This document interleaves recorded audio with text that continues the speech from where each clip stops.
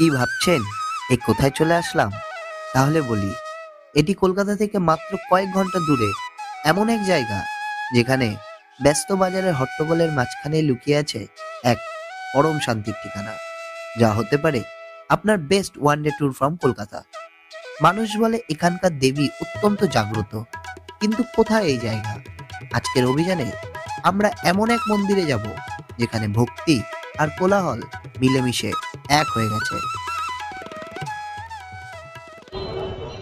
তো হ্যালো বন্ধুরা, দিশাইন অভিযানের নতুন একটি ভিডিওতে আপনাদের সবাইকে স্বাগত জানাই। আশা করি আপনারা সবাই ভালো আছেন, সুস্থ আছেন। এই মুহূর্তে আমি দাঁড়িয়ে আছি হাবড়া স্টেশনের বাইরে, আর আমাদের আজকের গন্তব্য কিন্তু উত্তর চব্বিশ পরগনার এক প্রাচীন বাণিজ্যিক কেন্দ্র ও সেখানকার কালী মন্দির। তো চলুন দেরি না করে আজকের ভিডিও বা আজকের অভিযানে ডুব দেওয়া যাক। হাবড়া এবং নগরুকরা উভয় অঞ্চলেরই এক সমৃদ্ধ ইতিহাস রয়েছে।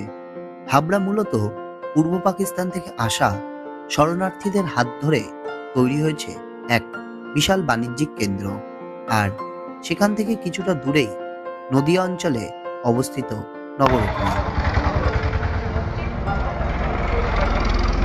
লোকমুখে শোনা যায় একসময় এই অঞ্চলটি ছিল জলাভূমিতে ঘেরা। ধীরে ধীরে জনবসতি বাড়ার সাথে সাথে নগরুকরা হয়ে ওঠে এই অঞ্চলের অন্যতম প্রধান পাইকারি বাজার, আর এই বাজারের কেন্দ্রবিন্দুতেই গড়ে উঠেছে আমাদের আজকের গন্তব্য মা কালীর এই মন্দির। তো এই মুহূর্তে কিন্তু আমি দাঁড়িয়ে আছি নগরুকরা বাজারে, আর আমার ঠিক সামনে রয়েছে কিন্তু সদ্য উদ্বোধন হওয়া কালী মন্দির। আপনারা যখন এখানে আসবেন তখন একটা অদ্ভুত বিষয় খেয়াল করবেন। চারিদিকে বাজারের প্রচন্ড ভিড় আর চিৎকার, কিন্তু মন্দিরের গেট দিয়ে ভেতরে ঢোকার সাথে সাথেই এক অদ্ভুত শান্ত পরিবেশ।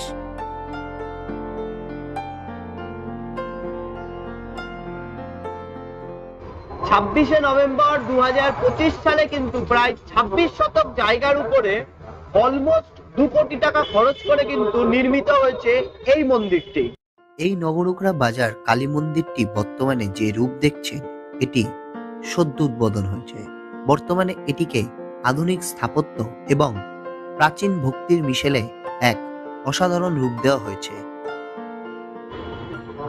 আর আপনাদেরকে জানিয়ে রাখি, প্রতি শনিবার এই মন্দিরে কিন্তু ভোগ প্রসাদের ব্যবস্থা আছে, কিন্তু ভোগ প্রসাদ নেওয়ার জন্য শুক্রবারে আপনাদেরকে টোকেন সংগ্রহ করতে হবে। সেই ক্ষেত্রে একটা প্রশ্ন আসতে পারে যে যারা দূর থেকে আসবে তারা কিভাবে টোকেন কালেক্ট করবে।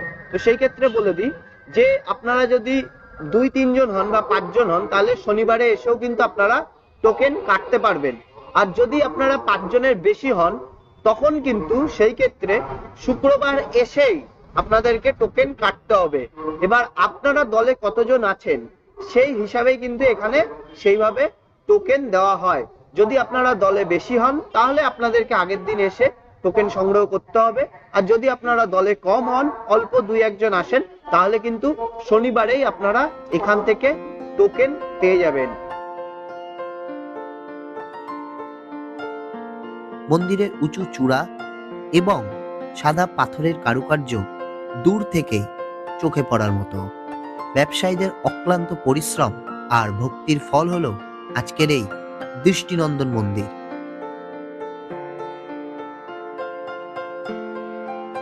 যারা শিল্পী ও স্থাপত্য ভালোবাসেন তাদের জন্য এই নতুন মন্দিরটির গঠনশৈলী সত্যি বড় আকর্ষণের। তো আপনাদের জানিয়ে রাখি, এই মন্দিরটি কিন্তু সকাল 8টা থেকে দুপুর 1টা পর্যন্ত ও বিকেল 4টে থেকে রাত 8টা পর্যন্ত সর্বসাধারণের জন্য খোলা থাকে। তো আপনারা এর মধ্যে আসুন, এবং এখানে কিন্তু সুষ্ঠুভাবে পুজো দেওয়ারও কিন্তু সুবন্দোবস্ত আছে।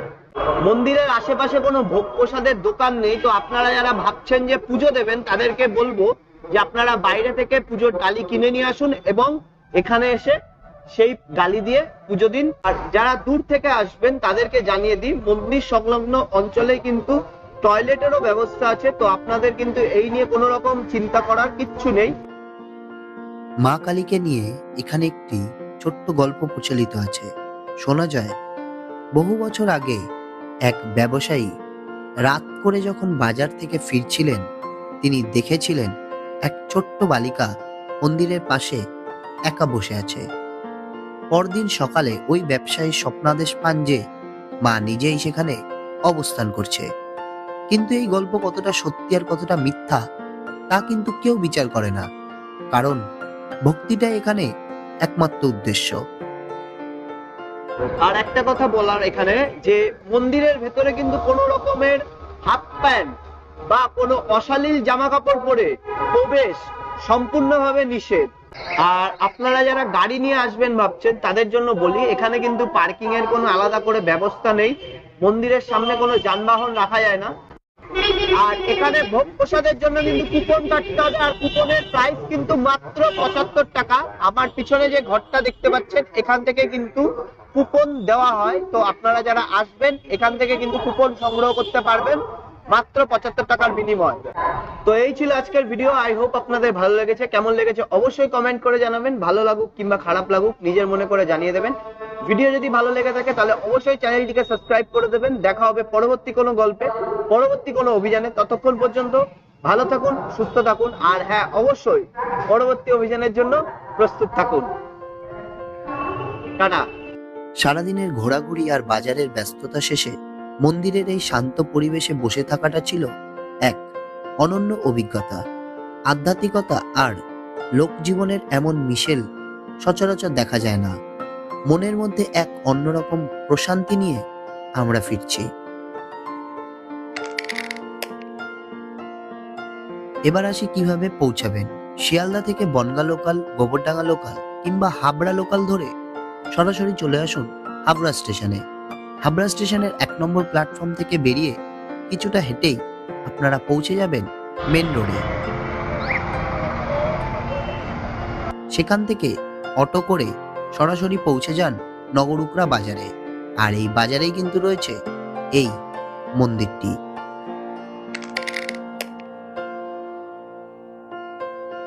সবশেষে খরচের কথা বলি। শিয়ালদা থেকে হাবড়া ট্রেন ভাড়া পড়বে মাত্র 10 টাকা। হাবড়া থেকে অটো ভাড়া 20 টাকা।